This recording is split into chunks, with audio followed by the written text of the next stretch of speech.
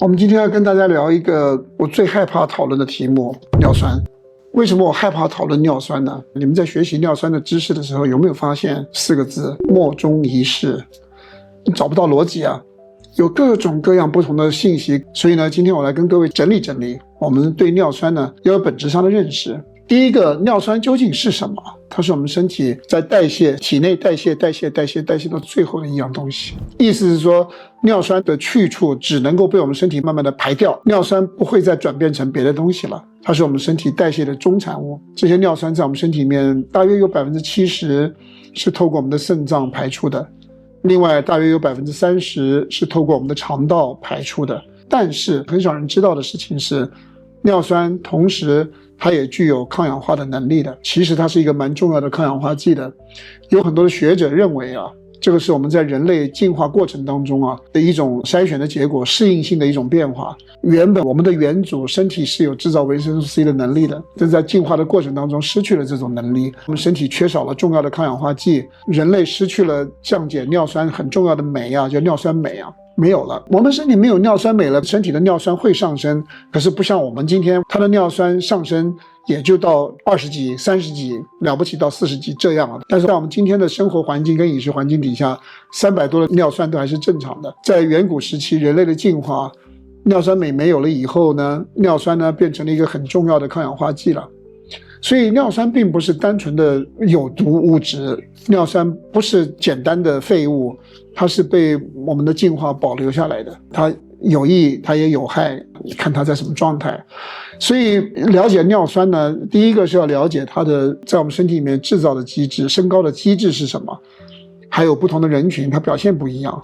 这是它比较难让我们懂的东西了。我们身体制造尿酸的机制呢，当然生产最多的一个就是嘌呤了，我们身体里面嘌呤很多。我们对嘌呤这件事情的认知其实有很大的偏差的。医生会告诉我们说，如果你尿酸高的话，你海鲜不能吃了，动物内脏不能吃了，豆类食品不能吃，高蛋白饮食不能吃了。给我们大家的印象认为我们的嘌呤高就是因为食物吃进来的，实际上我们身体内的嘌呤有80%是内源性的。我们自己的身体分解体内组织，我们的旧细胞凋亡了，新的细胞开始生长了，凋亡的旧细胞会释放出很多的嘌呤的。我们身体的细胞一天到晚都在不停的在更新所以我们体内自己生成的嘌呤的量是很大的，占了80%。所以硬要把嘌呤多赖在食物上有点说不过去但是无论如何，产生太多的嘌呤负荷高是一个重要的因素，是尿酸的来源，因为代谢嘌呤的时候的产物是尿酸嘛。我们尿酸高的另外一个来源呢，是因为排泄少，排泄降低了，我们身体没有专门处理尿酸的酶，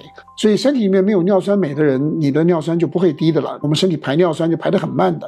它要透过我们的肾脏来排，透过我们的肠道去排，透过我们的肾脏去排，占了70%的，透过我们的肠道去排，占了30%的。如果我们身体有胰岛素抵抗，它会抑制我们肾脏排酸的能力，然后呢，它会提高尿酸的回收。如果我们肾功能本身就受损的，我们身体排尿酸的能力就会下降的。还有就是刚刚生酮的人，如果酮体很高的话，它是酸性的，那么它会跟尿酸抢通道，当然这个是无害的，过一段时间就恢复正常的。但是排泄减少是我们尿酸上升的第2个机制。我们尿酸上升的第3个机制是某一些人尿酸升高其实是为了对抗体内过多的氧化压力的，比方说慢性炎症氧化应激啦，我们身体需要比较多的抗氧化剂，对某一些人的身体来说，提高尿酸是为了把它当成抗氧化剂使用的。所以这有这种3种各种各样不同的机制。那我们再来看一看不同的人群，你们看人群里面，胖的也有尿酸高的，瘦的也有尿酸高的，慢性炎症严重的有尿酸高，慢性炎症不严重的有尿酸高，吃高糖饮食的有尿酸高，吃低糖的饮食的人有尿酸高，有代谢综合症的人有尿酸高，没有代谢综合症的人也有尿酸高。意思是指说多样人群现象，这个是让我们大家对尿酸最不容易理解的一个事情。多样人群现象它的关键在于路径是多元化的，可是出口只有一个，我们排尿酸的出口是相同的。所以尿酸并不是一个某种特定的结果，它是多元化的结果，是多重代谢通道的一个交汇点，很多因素会影响尿酸的。所以尿酸呢就像是一个代谢的警报器，它升高的可能性呢是有几种不同的背景下面的一种代谢的反应。哪几种代谢背景呢？第一个，营养过剩型的代谢紊乱。营养过剩型的人呢，你会看到他比较胖，他胰岛素比较高，他糖的代谢差，在这样的人群身上，你可能会发现他的尿酸高了，他是属于营养过剩，代谢紊乱了。还有呢，慢性的应激，还有酸中毒的人，比方说睡眠不好啦，压力比较大啦，血糖很高啦，喝酒啦，疲劳啦，这是另外一种人群。还有一个呢，第三种人群呢是肾脏排泄障碍，不一定你是有典型的肾脏病，但是有可能你肾脏排泄有一点障碍，你尿酸可能会升高。还有一个就是自由基的水平高，意思就是你身体需要比较多的抗氧化剂，我们自己的身体会提高尿酸来做抗氧化工作。比较瘦的人呢，或者是你身体慢性炎症比较厉害的人，尿酸可能会偏高，有种种不同的可能性。关于瘦子了，然后尿酸也高呢，这个是最打破传统认知的。瘦的人嘛，怎么会尿酸高呢？它不是透过胰岛素抵抗提高尿酸的，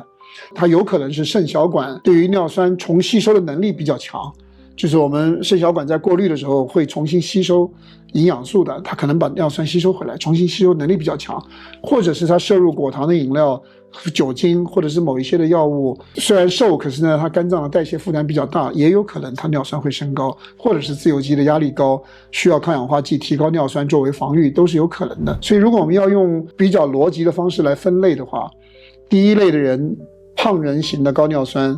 它的特征是胰岛素抵抗、代谢综合症。瘦人型的高尿酸可能受酒精的影响，可能受果糖的影响，可能是遗传的因素造成的。生酮型的高尿酸，低碳饮食啦、断食啦、酮体高啦，可是这种通常过一段时间以后你就会恢复正常的。另外还有一种就是炎症型的高尿酸，因为慢性病，因为自由基高，你身体要制造比较多的抗氧化剂来帮你平衡这些自由基了。所以各种不同的类型形成的高尿酸，真正尿酸升高了，那么尿酸高了以后我们应该怎么办呢？首先要了解尿酸不是就单纯把它降下去就降下去了的，是你要把它调节下去，你要把它调节好的，是要按照不同的类型，要不同的分型来看待的。首先呢，如果你是属于胖人型的、胰岛素抵抗类型的、代谢综合症类型的，当然机制就是去解决胰岛素抵抗的问题了，严格控制碳水化合物的摄入，提高胰岛素的敏感度，低碳饮食、生酮饮食、间歇型的断食都会对你有帮助的。增加水分的摄入，帮助你身体排泄。70%的尿酸是透过肾脏排泄的，所以喝水很重要。然后呢，增加营养素啊、镁啊、钾啦，这些东西都很重要。再提醒大家一下，如果你有慢性肾脏病的话，你不可以补充钾的哈。然后呢，定期的有一些有氧运动，这些都会有帮助。这是指胖型的、胰岛素抵抗型的。如果你是属于肝脏负担型的高尿酸，所谓肝脏负担型的高尿酸，大多数来自于果糖，来自于酒精，尤其是啤酒，或者是你喜欢喝饮料、喝可乐、喝果汁，尿酸高，这个呢，大多数是属于肝脏负担型的。这样的类型的人呢，要完全停止含糖饮料。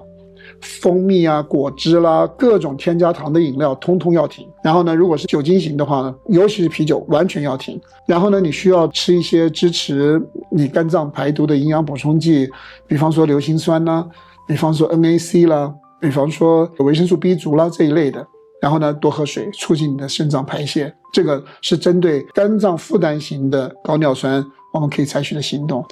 第三个呢，就是酮症，生酮饮食。身体生酮的人尿酸上升呢，它是在你生酮期间、适应期间呢出现的高尿酸。